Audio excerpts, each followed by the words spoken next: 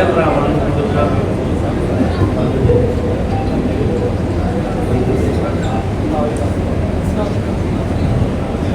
अस्सलाम वालेकुम। आवाज़ आ गई सारे नूं?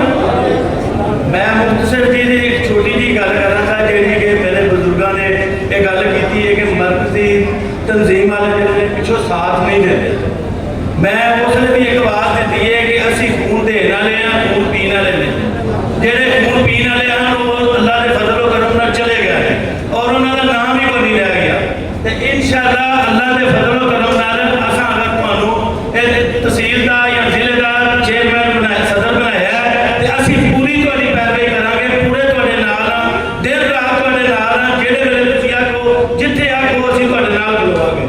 बाकी रह गई देखो साहबे असीं सारी बरादरी साडी साहबे असीयत है, माड़ा कोई भी नहीं। अलहमदुलिल्लाह ये बड़ी अच्छी गल है कि किसी माड़े के काम होना, किसी माड़े के काम होना भी चाहिए।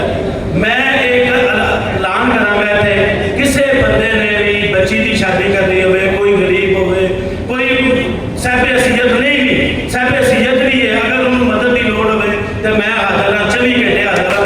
तो मैं बस ये मोटर गल्लां करनियां हैं। मैनूं जो भी तकरीर करना तुहाडे कोल सदर साहब बैठे ने जिहड़े पूरी तकरीर करन ते बाकी इंशाअल्लाह बुजुर्गो असीं तुहाडे नाल हां, हर लिहाज नाल असीं इंशाअल्लाह खून देवांगे, खून किसे दा पीआंगे नहीं।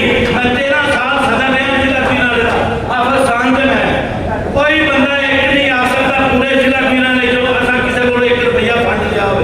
अल्लाह के फजल करूंगा जे भी कीता खर्च ते हर बंदे ने मगर कहे कोई बंदा ये नहीं आ सकता कि ये हक नहीं पीती कि ये नाल नहीं टुरे ते जे भी करके टुरे हैं कोई बंदा साबित नहीं कर सकता गिलास पानी का भी किसी सामने पियाया हो।